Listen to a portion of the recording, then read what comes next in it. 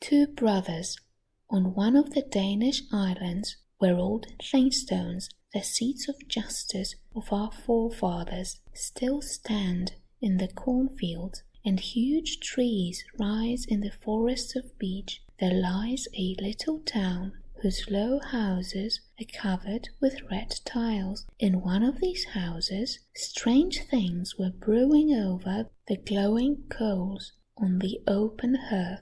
There was a boiling going on in glasses, and a mixing and distilling where herbs were being cut up and pounded in mortars. An elderly man looked after it all. "One must only do the right thing," he said. "Yes, the correct thing. One must find out the truth concerning every created particle and keep to that." In the room with the good housewife sat her two sons. They were still small, but had great thoughts. Their mother, too, had always spoken to them of right and justice and exhorted them to keep to the truth, which she said was the countenance of the Lord in this world. The elder of the boys looked roguish and enterprising. He took a delight in reading of the forces of nature, of the sun and the moon. No fairy tale pleased him so much. Oh, how beautiful it must be, he thought,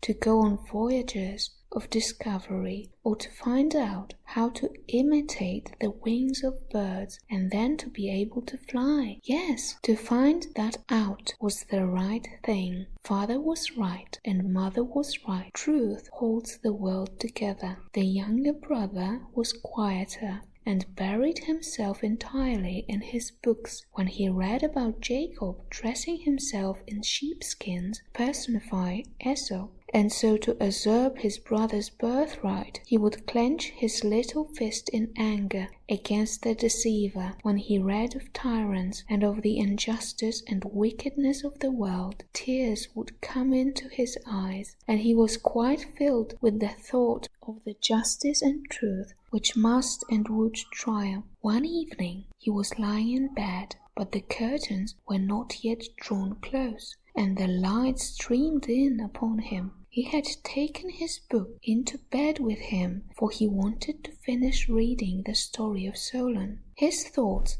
lifted and carried him away a wonderful distance. It seemed to him as if the bed had become a ship flying along under full sail. He was dreaming, or what was happening? It glided over the rolling waves and across the ocean of time, and to him came the voice of Solon, spoken in a strange tongue, yet intelligible to him. He heard the Danish motto, "By law the land is ruled." The genius of the human race stood in the humble room, bent down over the bed, and imprinted a kiss on the boy's forehead. "Be thou strong in fame, and strong in the battle of life. With truth in thy heart, fly toward the land of truth."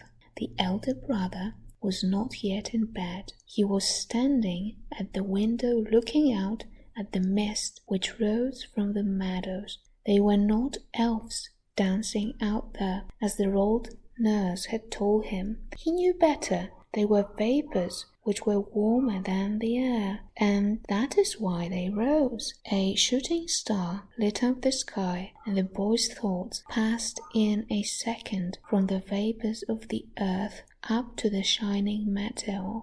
The stars gleamed in the heavens, and it seemed as if long golden threads hung down from them to the earth. "Fly with me," sang a voice which the boy heard in his heart, and the mighty genius of mankind, swifter than a bird and than an arrow, swifter than anything of earthly origin, carried him out into space, where the heavenly bodies are bound together by the rays that pass from star to star.